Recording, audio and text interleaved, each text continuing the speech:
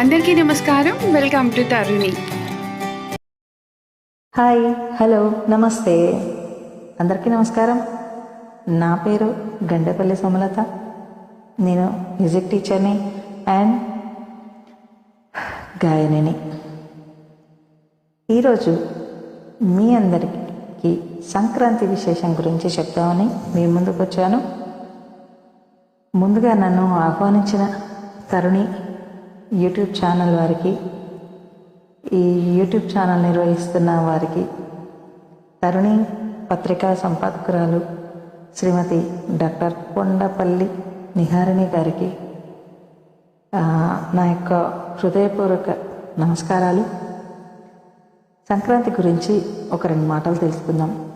జ్యోతిష్య శాస్త్రం ప్రకారం, తెలుగు పంచాంగం ప్రకారం సూర్యుడు ధనస్సు రాశి నుంచి మకర రాశిలో సంచారం చేసే కాలాన్ని మకర సంక్రాంతి అంటారు. ఎందుకంటే ఇదే రోజు సూర్యుడు ఉత్తరాయణం నుంచి రవాణా చేస్తారు. ఈ పవిత్రమైన రోజుని మన దేశంలో మకర సంక్రాంతి అంటే పొంగల్ అని కూడా పిలుస్తాం. ఈ సందర్భంగా ఈ పండుగను జరుపుకునేందుకు గల కారణాలేంటి, దీని వెనుక ఉన్న రహస్యాలేంటి, ఇవి తెలుసుకుందాం. మరికొద్ది రోజుల్లో మకర సంక్రాంతి పండుగ రానుంది. తెలుగు రాష్ట్రాలతో పాటు ఇతర రాష్ట్రాల్లోనూ కూడా ఈ పండుగను మకర సంక్రాంతి పొంగల్ పేరిట జరుపుకుంటారు. సంక్రాంతి వస్తుందంటే చాలు రంగురంగుల ముగ్గులు, వాటి మధ్యలో కొబ్బిళ్ళు, కోడి పందాలు, కొత్త అల్లుళ్ళు, పిండి వంటలతో ప్రతి ఒక్కరి ఇల్లు కూడా కలకలలాడుతోంది. అంటే ఇల్లంతా కూడా 10 మంది వస్తే ఆ ఇల్లు పండగే కదండి. ఆ ఇల్లు కలకలలాడుతూ ప్రత్యేక శోభతో వెలిగిపోతుంది. అంతేకాదు ఈ సమయంలో రైతులకు పంట కూడా చేతికొస్తుంది. సో ఇలా 1, 2 కాదు, అనేక విశేషాలున్న సంబరాల సంక్రాంతి పండుగతో పల్లెటూళ్ళన్నీ కలకలలాడతాయి. ఈ సందర్భంగా సంక్రాంతి పండుగ ఎప్పుడు ప్రారంభమవుతుంది, ఈ పండుగ వేళ పాటించాల్సిన సాంప్రదాయాలు ఏంటి, ఆసక్తికరమైన విషయాలను ఇప్పుడు తెలుసుకుందాం. హిందూ మత గ్రంథాల ప్రకారం మకర సంక్రాంతి పండుగకు ఒకరోజు ముందుగా భోగి పండుగ వస్తుంది. ఈ సమయంలో సూర్యోదయం కంటే ముందుగా నిద్రలేచి గజగజ వణికే చలిలో భోగి మంటలను వేయడం ద్వారా పండగ స్టార్ట్ అవుతుంది. ఇదే రోజున చిన్నారులకు భోగి పళ్ళను పోస్తారు. పురాణాల ప్రకారం భోగి పండుగ రోజునే బదీర వదనంలో శ్రీహరిని పసిపాలుడిగా మార్చి దేవతలందరూ బదరి పళ్ళు అంటే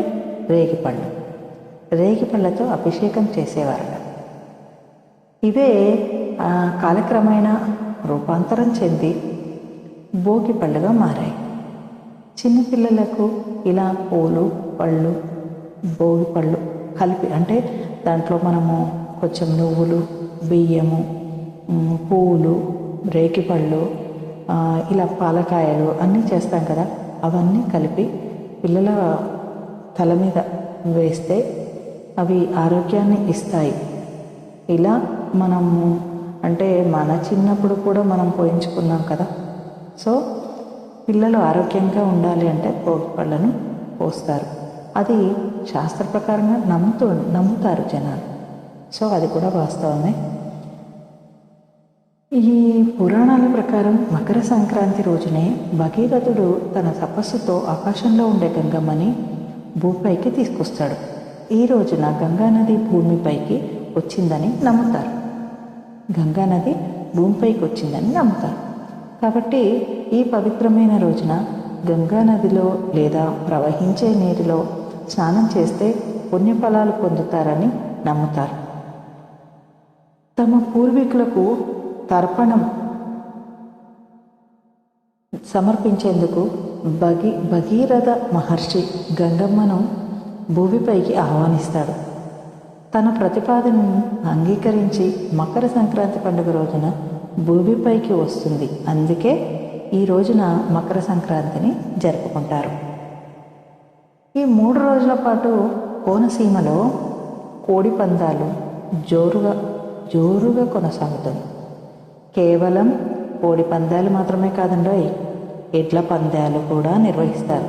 ఈ 3 రోజుల పాటు కృష్ణా, గుంటూరు, తూర్పు, పడమర గోదావరిలో కోడి పందాలు నిర్వహిస్తే, ప్రకాశంతో పాటు మరికొన్ని ప్రాంతాల్లో ఎడ్ల పందాలను నిర్వహిస్తారు. ఈ పందాలు తెలుగు సాంప్రదాయాలకి ప్రతీకలుగా భావిస్తారు. అంతేకాదు, హైదరాబాద్తో పాటు కొన్ని ప్రాంతాల్లో గాలిపటాల పండుగ కూడా నిర్వహిస్తారు. గుజరాత్లో ఈ గాలిపటాల పండుగను ఘనంగా నిర్వహిస్తారు. మకర సంక్రాంతి పండుగ ముగిసిన మరుసటి రోజున కనుమ. ఈ రోజున తమ పశువులని అందంగా అలంకరించి వాటికి ఇష్టమైన దాణ పెడతారు. 4వ రోజైన ముక్కనుమన నాడు మాంసాహారం తీసుకుంటారు.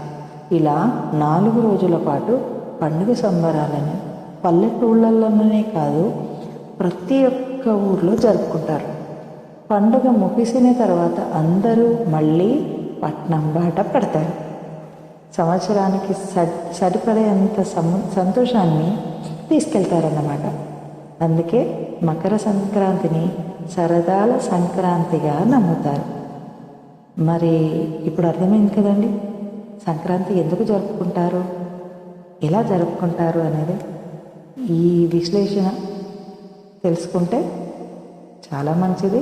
సంక్రాంతి అంటే ఏంటి అనేది కొంతమందికి ఇప్పటికీ కూడా తెలియదు.